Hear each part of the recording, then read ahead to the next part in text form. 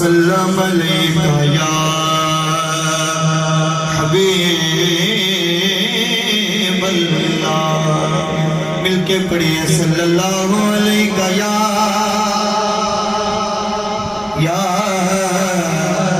رسول اللہ وسلم علیکہ یا حبیب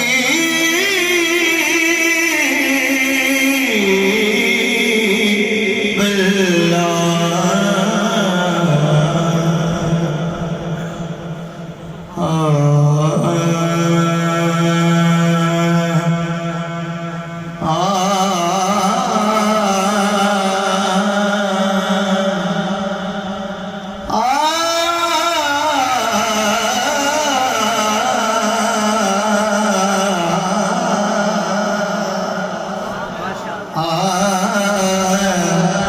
کہ محفل سونے حضور دی سجی ہوئی،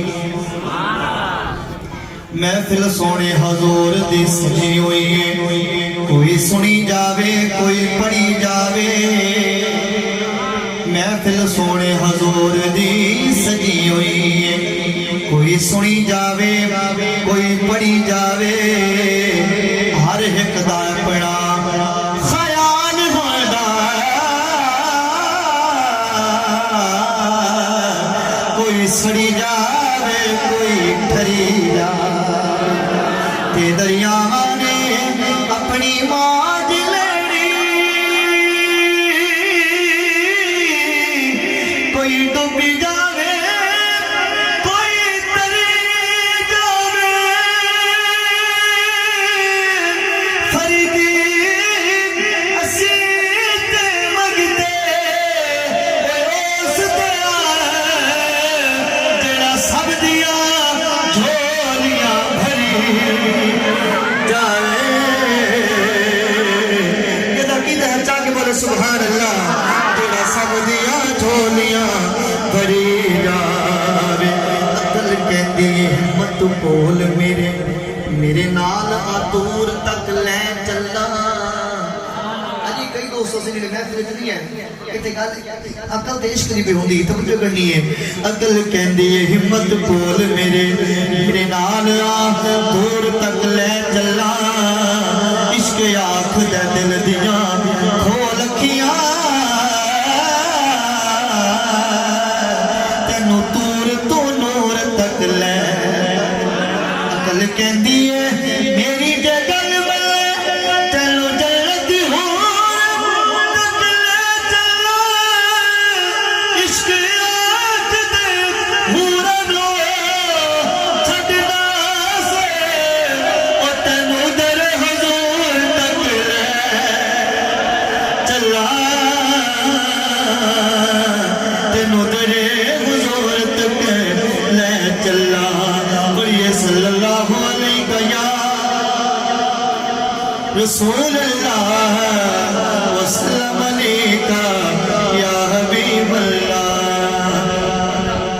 محفل صاحبزادہ صاحب انہیں دوستہ سارے محفل سجائیے. کیوں سجائیے؟ مقصد کیا ہے؟ یہ چاہنے کیا ہے؟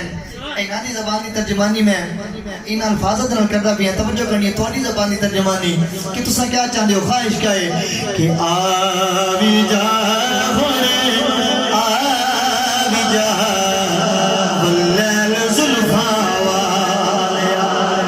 یہ چاہتے ہیں کہ حضور آ جاؤں مل کے پڑھے آوی جا ہونے آوی جا واللیل زلفا والیا.